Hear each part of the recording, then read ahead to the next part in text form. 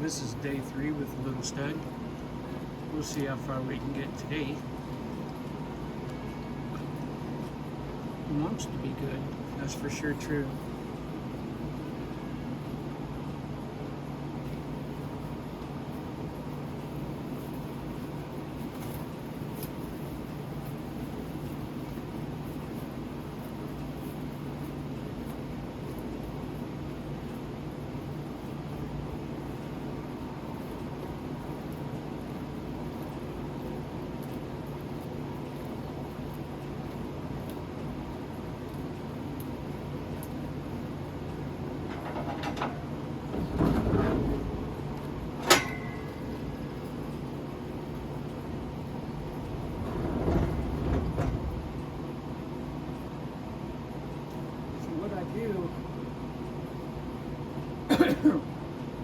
I can't quite rub his face as good as I want. So sometimes what I do is I'll take a halter. This halter's got a knot in the end of it. And I'll put it under the loop of my string here. And I'll wrap that around a couple times.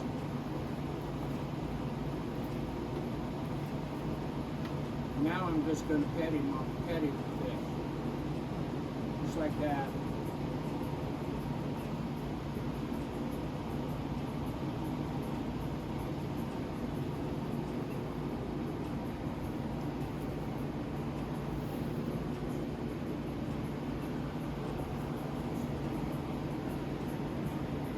And I'll hold this.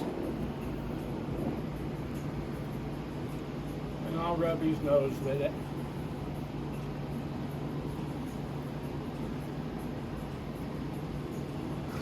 This little deal falls out sometimes. And I'll rub him again. If you flip this over,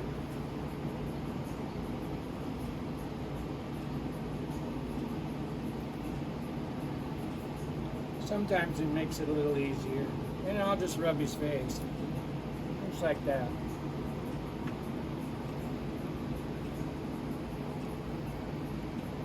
And he's a real curious little dude.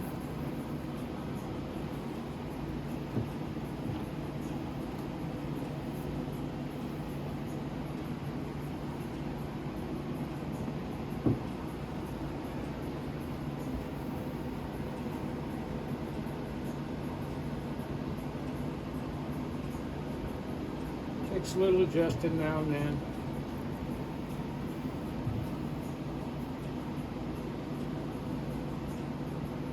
And you try to pull that tight. There. Let him chew on it, let him play with it.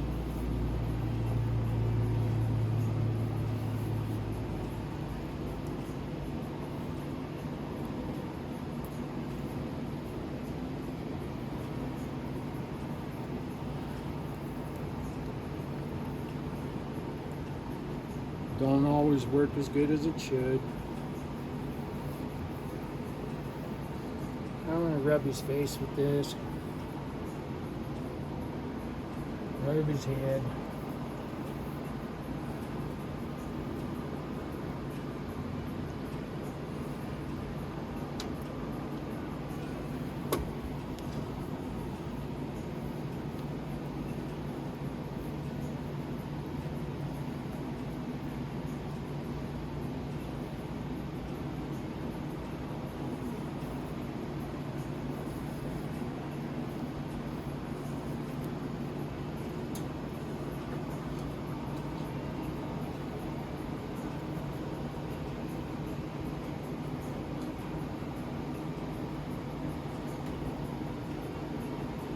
Kind of like fishing, ain't it?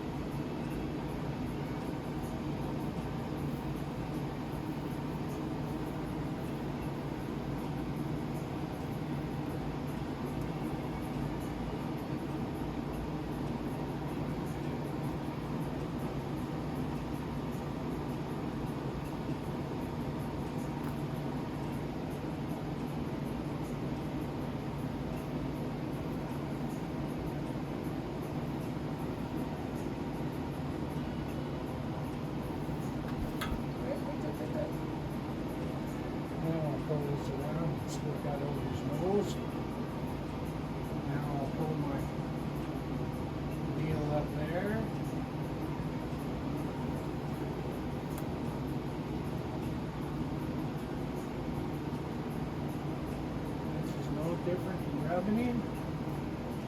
I'll come up there and I'll pull this through.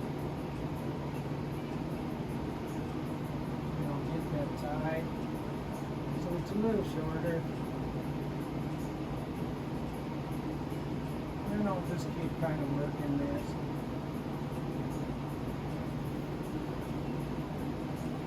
Get it up a little higher. Ready.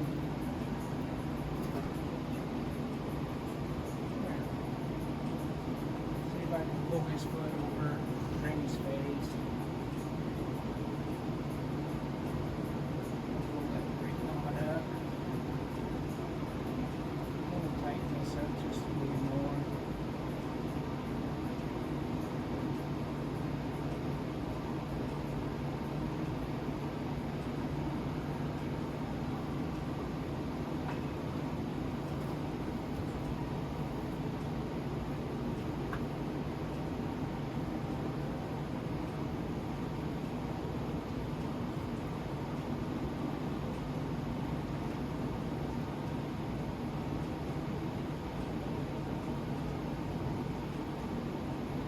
Keep fiddling with that.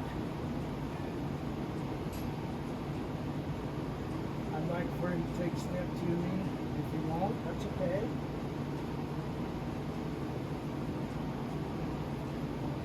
We're not quite ready anyway. Kind of want to pull this up. Pull this a little tighter.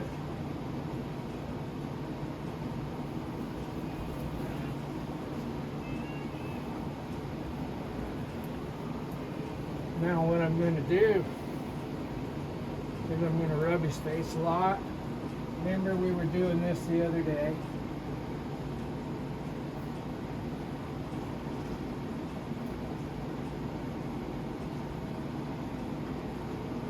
There's a big breath. Starting to relax.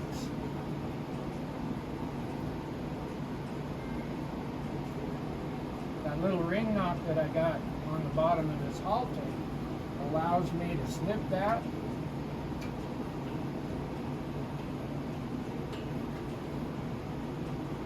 So it's a little tighter around his nose. And I'm going to rub this side. See how I'm on the opposite side there? Go down that line. See if I can bend his head this way.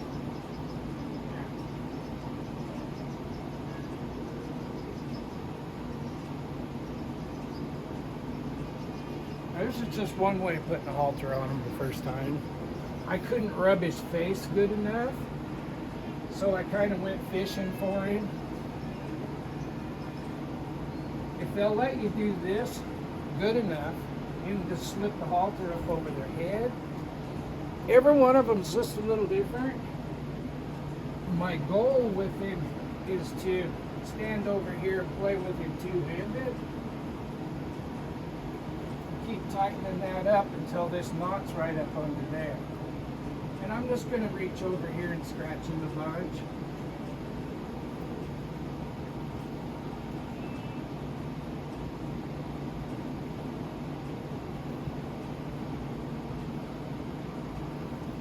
I've caught about 1,000 of these colts in about 150 different ways. If what you're doing is different than everybody else, that's okay. If we can keep them quiet, what's the downside to that? And every one of these things is going to be different. But that's why on day one with my hands and on day two with my flag, I did this a bunch. Because it's a lot easier to keep them looking at you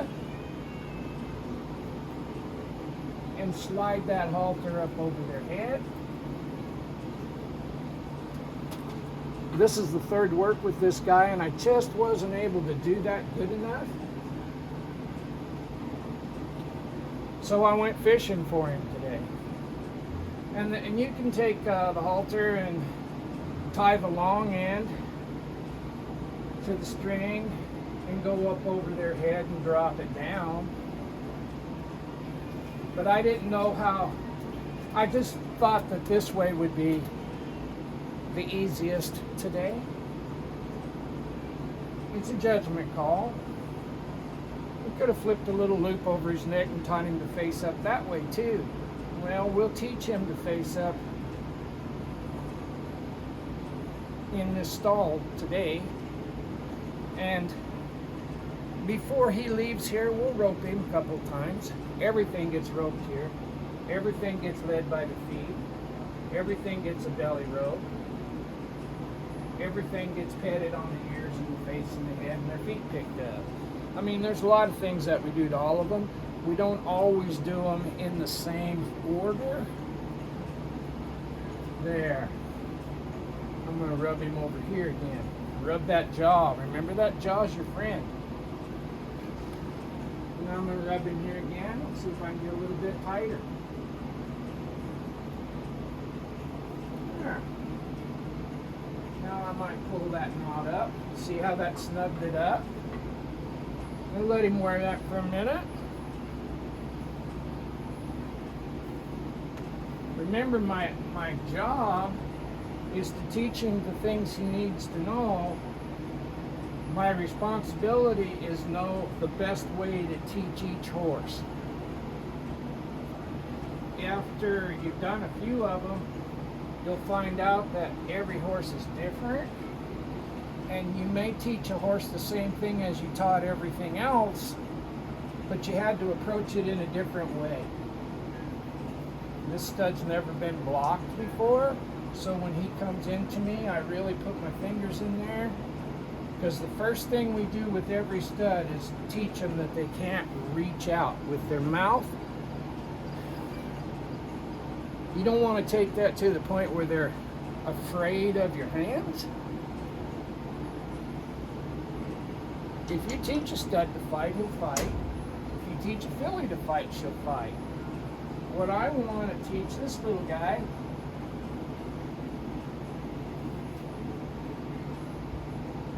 is how to coexist. And I don't know when they're going to castrate him. I do know that they're going to. But until they castrate him, you have to treat him like he's a stud. When he walks up to me, he gets pats. When he gets aggressive about his pats, I correct it and go back to petting him. Now, if he'll relax enough wearing this. So far he hasn't done anything crazy. We didn't take it to the point where it was such a shock to him that he just went nuts. That's our job as a teacher. One more thing, one more thing, one more thing. But we want to get that one more thing to the point where when we show them one more thing, we've taught them how to learn, and we've taught them that learning is not a big deal. It's just one more thing. This is the idea of developing a program. This is the idea of teaching, educating, not punishing.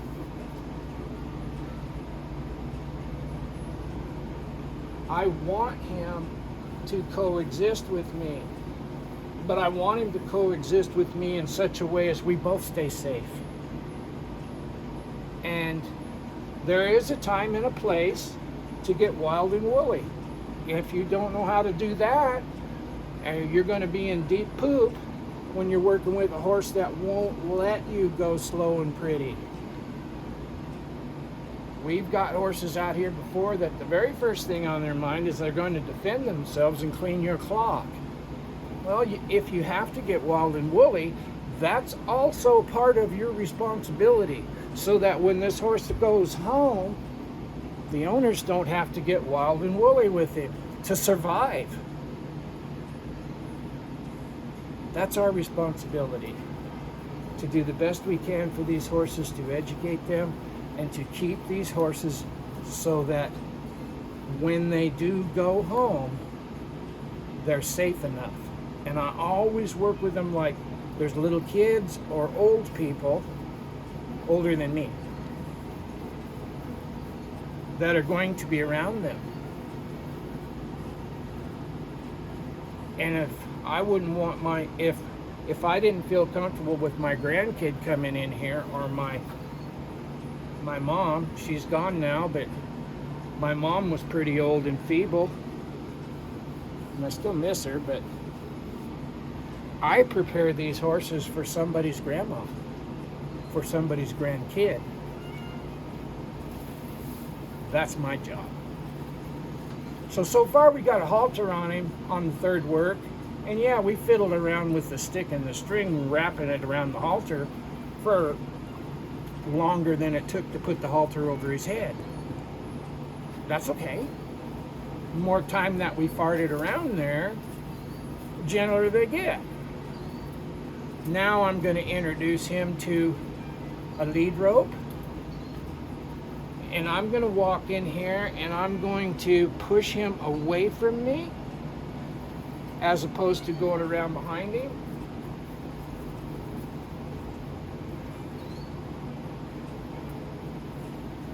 Just because, remember, he's still a stud, and studs need to learn to give ground.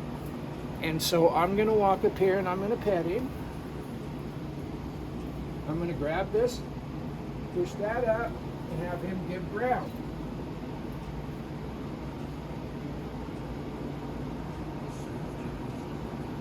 Pet him.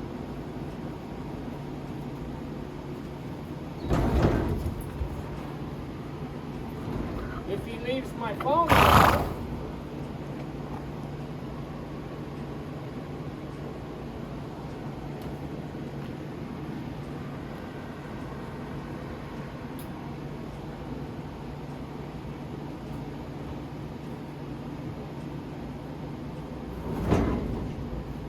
I'm going to show you how. Now I've done this in round pins, and I've done this out in the open. I've done this horseback. I've done it about every way in the world. I'm going to introduce him to lead rope pressure in a 12x12 stall. Some of the real aggressive ones, I've taught them this way.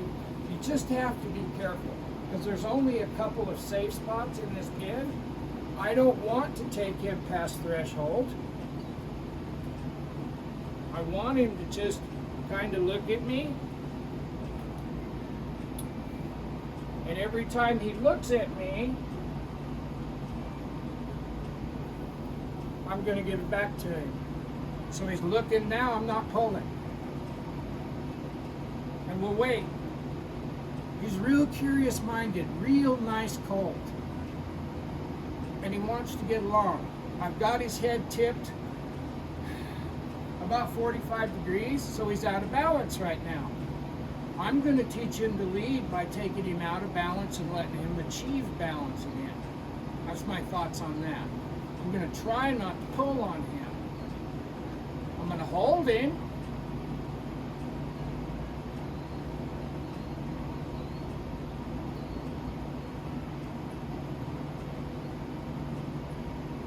And he doesn't know what to do with that.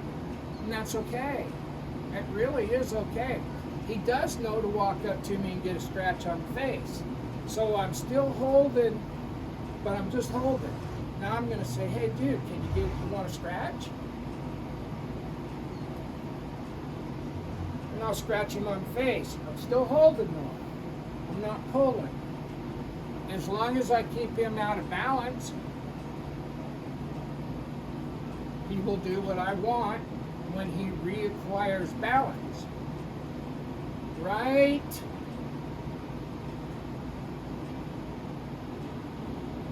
You remember when we were teaching him to draw with our hands right over here? He turned and he drew to me. And then we did the same thing with the flag. We have a lead rope on, but that don't mean we get to jerk around on his head. So we're going to use the things that we've shown him, which is turn and draw to me and get a pet. But I'm just going to add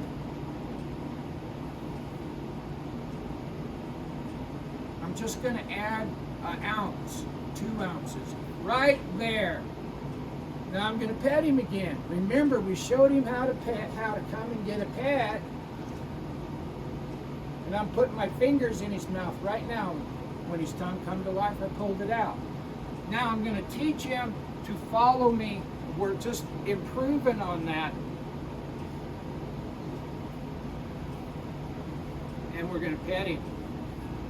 We're going to do our absolute best to not get in a bad spot in here. We're going to do our absolute best to pet him a bunch. We're going to do our absolute best to show him that not only does he have to look at me, but he has to draw to me. And that's how we're going to teach these body parts to move off of this. I'm going to touch his left jaw, and I want his right front foot. When it moved, I quit pulling. Now here I'm going to put my finger in his mouth. When his tongue comes to life, I'm going to take it out. I have to constantly adjust this ring knot that I put on here because it does slip down. Rub the jaw. Rub. Now I have to prepare him while I'm doing this to put a halter on, regular way. Well, we know we got to rub this side. We know we got to rub this side. We got to touch that ear. We know that we need to come across here and rub this side and touch there and grab that halter rope and pull it over. We're preparing him for tomorrow. Everything we do, we're preparing for tomorrow. Left jaw, I want the right front foot. Just from day one, we start with the same procedure. And I'm going to rub him a lot on the face and the head. Every time I rub his head, I put my finger in his mouth and make him lick and chew.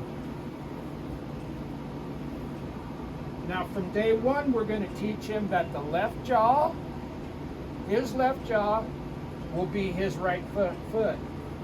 So I'm touching his left jaw, and we want his right front foot to step over. And as soon as it does, we pet him. Rub those jaws. Put your fingers in his mouth. Rub his eyes and his ears and his poll. Don't let him push you and make you give ground. If he's pushing on me while I pet him, I'm just going to push back, but I'm going to keep petting. Just like that. He backed up. He gave ground. The hardest thing in the world for baby studs to do is give ground. He spent his whole life practicing to be a stud. Studs don't give ground. If they do give ground all the time, then out in the wild or in the pasture full of 2-year-olds, that's not a desirable stud trait. You want these studs to want to reproduce, and you want them to dominate. So first thing we teach these studs is how to give ground. I got my hand across him like a boselle. He's bridled up. There he gave a step. He just gave ground to me. In the little baby stud world, that means that I'm the top dog. And don't take this guy for granted. I'm talking to you guys on the camera, but my hand's on his head. And don't ever take a stud for granted, whether he's 6 months old or 60. Left jaw, right front foot. Get him off balance. There. His right front foot stepped over. Give him a rub. Rubbing those jaws. Rubbing that pole. Oh, he got a little twisted about that. That's okay. That is okay. Got my finger in his mouth again. His tongue came to life. I took it out. I'm going to walk right up here and pet him on the shoulder. There. Right there's that spot where the withers and the back come together. Watch his face. He likes that. He likes it a lot. Most horses do. They can't scratch that when they're rolling around. The only way they can scratch that themselves is if their back's under a board or something. So you get that spot.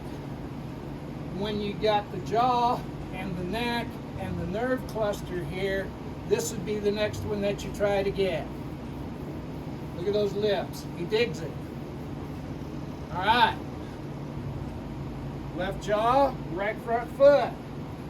He's going to have to step under with his hindquarters to get this done. So we're going to work on that inside hind leg. Right there. Right there. Now I'm going to pet him again. He did good. I'm not back there. I don't want to chase any body parts away. So I'm not going to hit a body part and bang it until it moves. I want this horse I want him to draw to me so that I can move a body part. I don't want to scare any of these body parts away from me. I want all these body parts to get along with me. Warfare's overrated, man. Now I'm going to touch his right jaw and I want his left front foot. We're going to do the same thing. We bend him until he's out of balance and we hold. We just hold. I'm not pulling. He's looking at me, I got soft. Now I'm going to ask him to look at me and I got soft. Touching his right jaw, I want his left front foot to come. If he steps under with his hindquarters, that's fine too. There. There. Now I'm going to pet him. We don't have to take a hip lock to get these horses to follow the field and coming around. Every time his face is close to me, I rub it and I pet it. If he's going to get castrated, I need access to this jugular vein right here. So I'm grabbing the jugular and I'm pinching. Now I'm going to bring him back. I want to pet his pole. Whoa, a little too quick for him. And when these horses are being really quiet, one of the worst things you can do is be surprised when they do something like that. Because if you don't expect them to do anything because they're being so quiet, when they do something, it's going to scare you. When it scares you, you're going to overreact and scare them. And that's going to cause a snowball effect that don't turn out good. Just be prepared. Right jaw, his right jaw, out there. And give him a pet. And I'm getting more and more nonchalant about those pets. There's that nerve cluster right up here. I'm going to hold him while I rub it. When he relaxes, I'll quit rubbing it. I'm going to do that again. And I'm going to rub that jaw. There. There's that hindquarters. Now I don't have enough room in here to go in there by that feeder. That's dangerous. So I'll come back to this side, his left jaw. Now he's got to think, what do I do? What do I do? He's looking at me, I'm going to pet him. Right there. His left jaw is tied to his right front foot. And I'm going to pet him. And I'm going to scratch him here. There's that nerve cluster. There, there, there. See if I can get back to that withers again. Now, believe it or not, we have enough bend in him that we could save ourselves if things started going crazy. We could bend him. Bending him is our only tool of discipline at this stage of his career. Not hitting him, not jerking on him, but bending him. Remember, we're making saddle horses. Saddle horses need to bend. First thing we taught this guy was to bend. We taught him with our hands the first day. We taught him with our flag the second day. We taught him with our halter this day. His right jaw, I need his left front foot.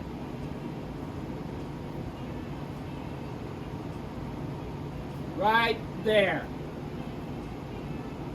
And if he moves his hindquarters to get balanced, that's just icing on the cake, man. Now I need his hindquarters to move, and his right foot. Now I'm all there. Now I'm going to make him give ground. There. I'm holding. I'm petting. Putting my fingers in his mouth. Rubbing his eyes. Rubbing his head.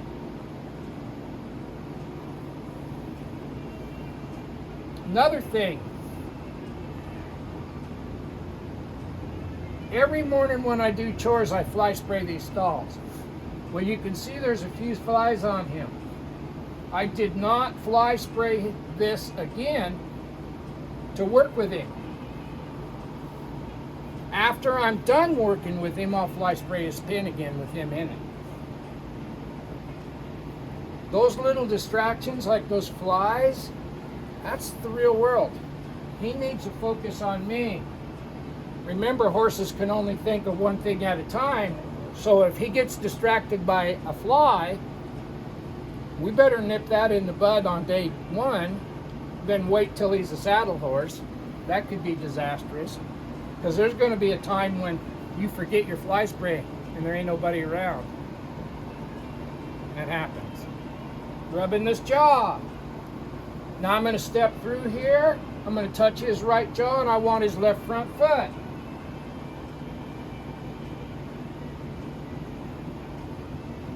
Right there. I'm going to pet his jaw again. Lots of rubs. Lots and lots and lots of rubs. Finger in his mouth. I'm going to step over here. His left jaw is his right front foot. Right there. Pet him. Ask him to give ground. There.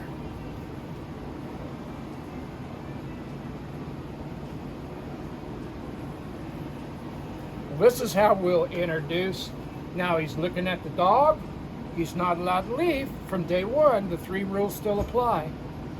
So what I did was I touched him and I held. And we've not wasted that opportunity. I'm going to rub this neck. Now, this is how we go about it with this colt. Maybe there's some ideas here that'll help. I hope so.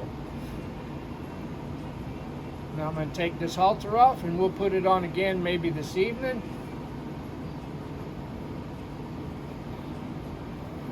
I'm going to pet him here.